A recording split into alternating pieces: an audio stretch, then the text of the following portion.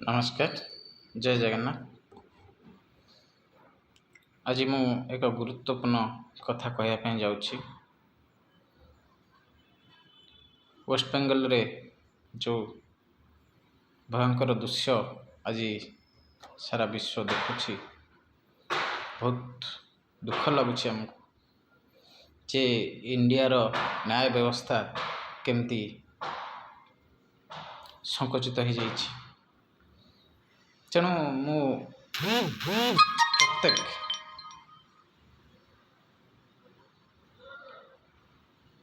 जनसाधारण किछि न्याय पाइबा मु आज एक वीडियो माध्यम रे वार्ता देवाई चाहूँगी। जे जो गणतंत्र शासन रे जदि आमे कोनोसी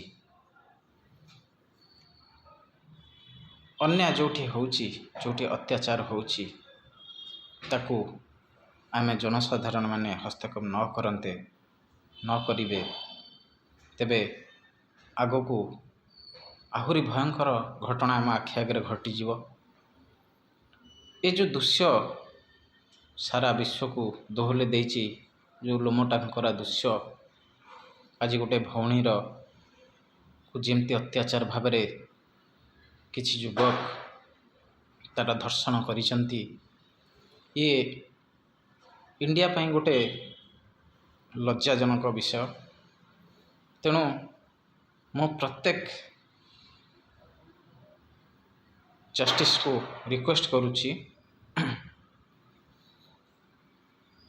जे जी लोक मानकर सेवार दिने लगी था तार आज ये जो भली अवस्था किछि युवक माने करिसंती, आमको भारी दुख लगुची।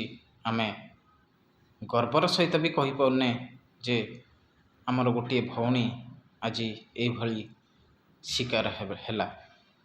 तेणु आज प्रत्येक जनसाधारण मानकू मु रिक्वेस्ट करुची, आर ये जो घटना घटी आमे सजाग हवा दरकार, आवाज उठेवा दरकार, जेमती प्रत्येक आवाज से निरीह झीटी को न्याय दे परिबो।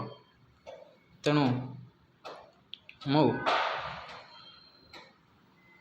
माननीय प्रधानमंत्री को रिक्वेस्ट करुची जे तुरंत से झील को न्याय देवाई व्यवस्था करंतु।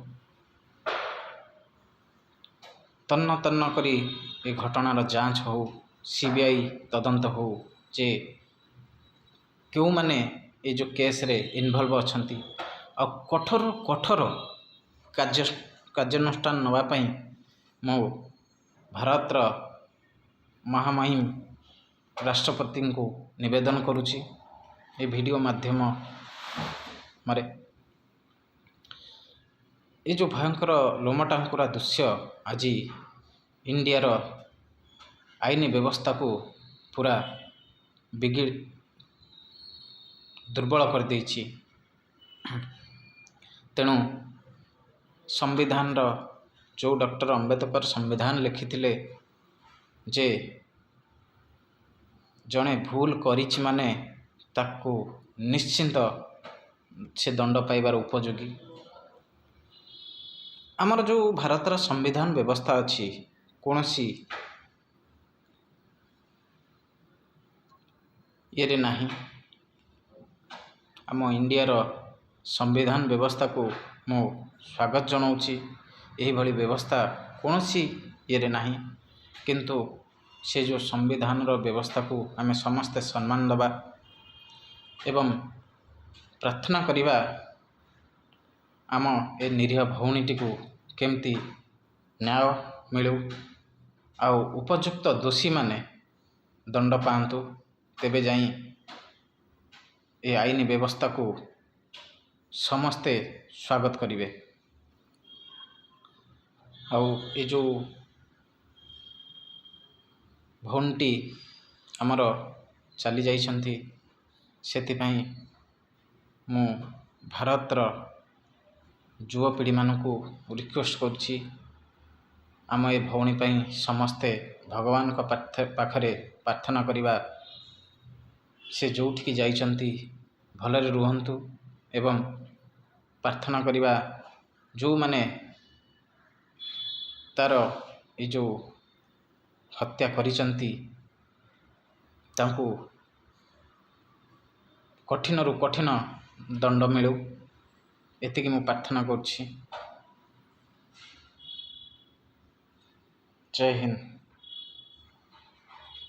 ଜୟ ଜଗନ୍ନାଥ।